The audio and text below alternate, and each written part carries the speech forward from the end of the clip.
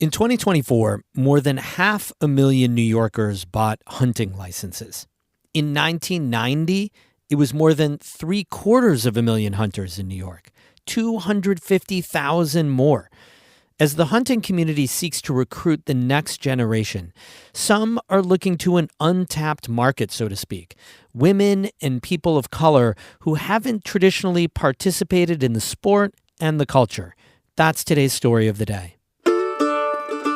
Support for Story of the Day comes from Pearsall Wealth Management at UBS Wealth Management USA, subsidiary UBS AG, member FINRA SIPC, 1 Broad Street Plaza, Glens Falls. And the New York State Caregiving and Respite Coalition, seeking volunteers aged 55 plus to support family caregivers in northern and central New York.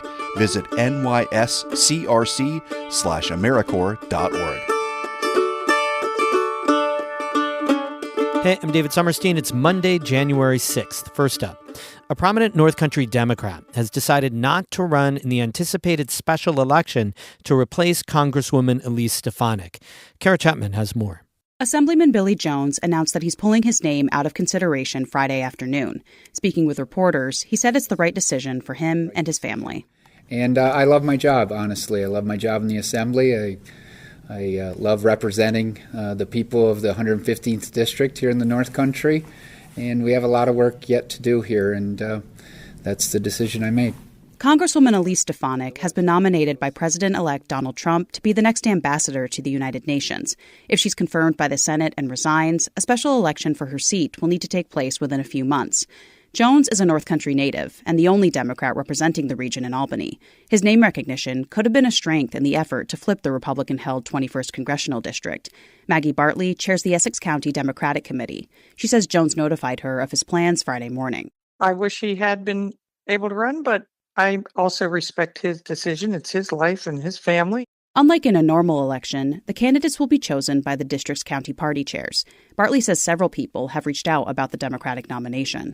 I'm thrilled that so many people are interested because sometimes we've had trouble getting even 1 or 2 candidates. Democrats who've expressed interest publicly include Paula Collins, who lost to Stefanik in November, and St. Lawrence County farmer Blake Gendabine. Bartley says things will be different for Democrats now that Stefanik won't be the Republican opponent. Because she's, of course, been in a long time, very well known, very well funded.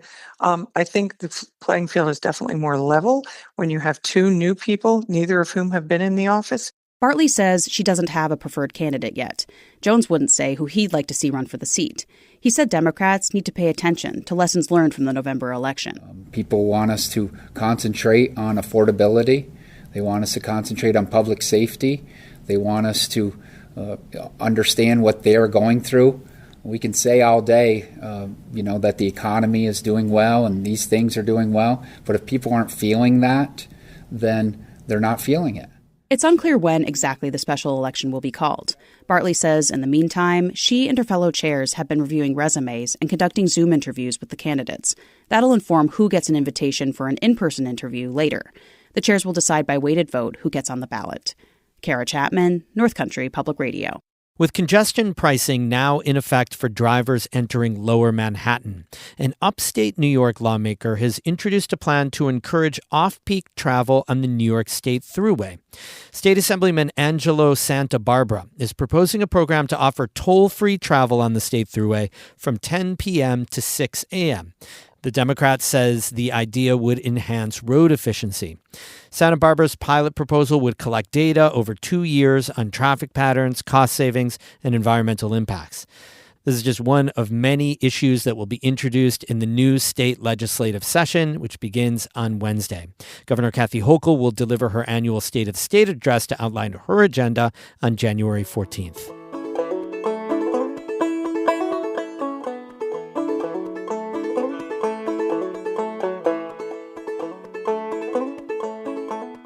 Twenty 2024's hunting season is in the books, but an ongoing issue remains. Fewer New Yorkers are taking up the sport. White men make up the majority of hunters, but some members of outdoor and hunting communities are looking at ways to broaden the tent. As David Escobar reports, women and people of color are part of a growing trend of non-traditional hunters in the Adirondacks. It's late November, about a month into regular deer hunting season in New York's northern zone. Amanda Oldacre is trekking through wetland grasses behind her home in Canton, decked out in camouflage. There's still about a half hour until sunrise, prime time to find a white-tailed deer. So we're gonna walk real quietly to the back of our property. So you see where there's sort of that beige, all the way before the woods. We're gonna be sitting in the woods, sort of trying to set ourselves back. Oldacre has been hunting in these woods for 5 years. Her love for big game hunting started 8 years ago when she harvested her first deer alongside her husband. All of a sudden this doe comes up out of nowhere and I'm by myself and you're just sitting there. The adrenaline of it's a combination, I don't know, of like fear and excitement, like all of these things just mixing together. Oldacre harvests about 3/4 of her own food supply, so deer hunting has become a means to survival. But she says since her first trip into the woods, she's noticed a persistent theme. Because I'm one of 2 women that I know that hunt, and generally I'm around a lot of men. Oldacre's experience is part of a broader national trend. Back in the 1950s, women made up only 4% of hunters. That number's climbed to 22%. But overall, the number of licensed hunters in the U.S. has been shrinking steadily since the 1980s, including in New York.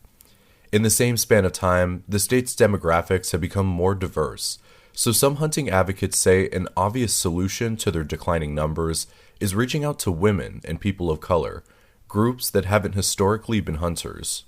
Artemis Sportswomen is one of the organizations doing that work. Megan Pleat Postal lives in the southern Adirondacks and represents the group across New York. There's a trajectory that has been kind of like the thing for decades. You know, you grow up in an outdoors family, so you have a natural parallel into the outdoors, hunting, fishing.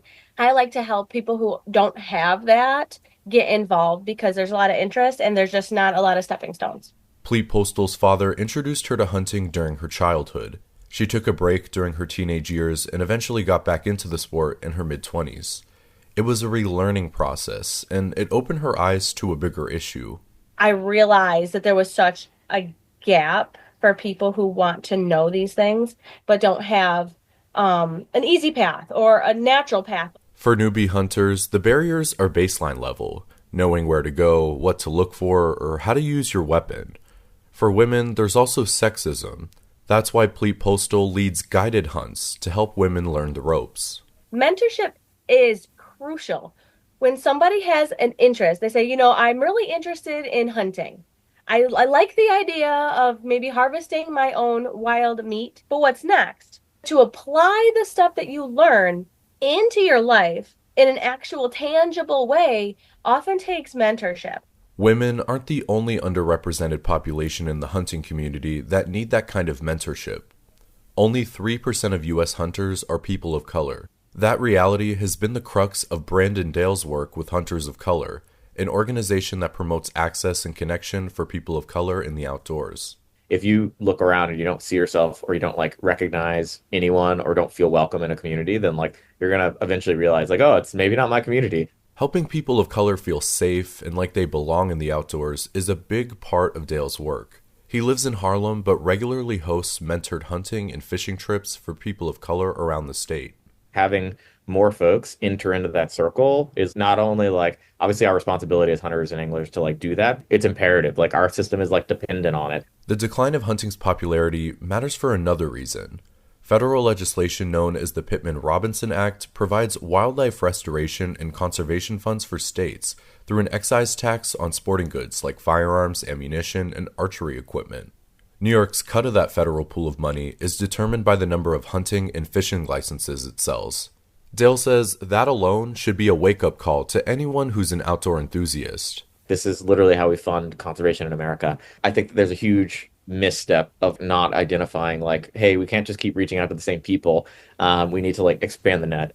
Dale and Pleat Postal say building New York's hunting community will require targeting a younger, more diverse demographic. They hope continuing mentored trips will help new hunters build connections to the sport and each other. David Escobar, North Country Public Radio. We have more news all the time on our website, ncpr.org. Music today by Eddie Lawrence of Saranac Lake and Dan Berggren of Ballston Spa. I'm David Summerstein, North Country Public Radio.